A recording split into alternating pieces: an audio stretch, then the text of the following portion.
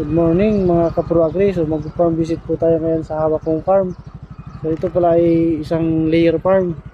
So maya maya papasilip ko sa inyo yung growing house. So puntahan po natin ngayon pro agri. So mga kapro, nandito tayo ngayon sa growing house. So yan, kanyang kahaba yung growing house natin dito. So yan, paakyat tayo. Titingnan natin yung mga grow. Yan.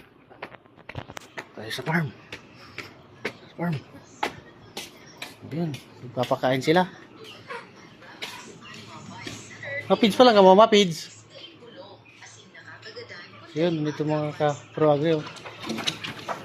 Nasa 12,000 heads. Yun, mga healthy sila. Yun, basta kahapon nagbakuna sila ng mycoplasma. Ngayon healthy nila. Basta kung maganda yung feeds, maganda yung medication, vaccination program, yun, yan ang result nila. Ano boss? Okay boss? Okay? Videoan mo kasi Yan o. So sa ngayon magpapakain pa lang sila ng chick grower. Yun. Hanggang doon mahaba ito. Mahaba. Doon nasa 12,000 heads. Yun o. Yun o.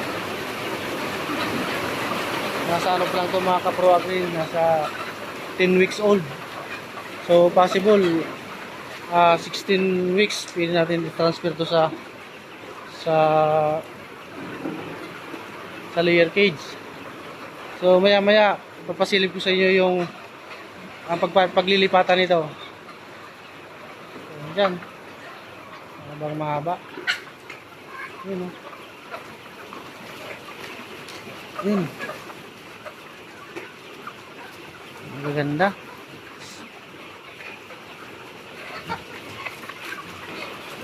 Yan si boss, magpapakain pa lang si boss.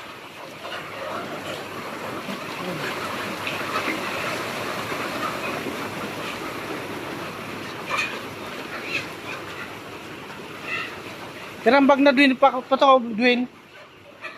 Dwayne. Pirang bag na? Pirang bag? 15. Tama. Yun. Yun sila oh. Ang healthy.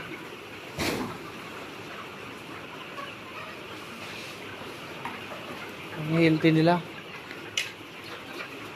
Parang yung taga-bahog, taga-pakain.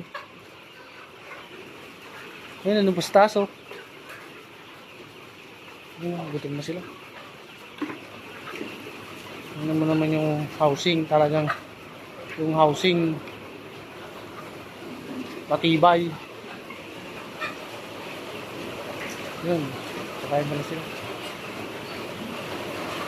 So maya mga ka-pro agri, titingnan natin yung paglilipatan nito kung matatapos na ba. Yun Ito pala mga ka-pro agri, parang pangalawang grow na namin to dito sa farm.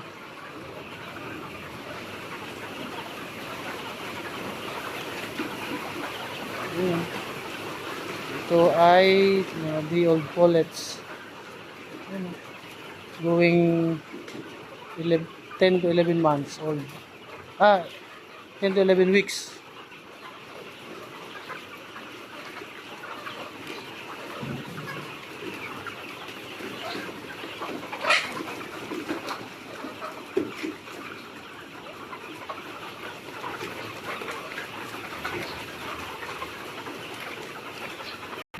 Ito mga kapro agri yung lilipatan ng nandun yung sa grower stage natin.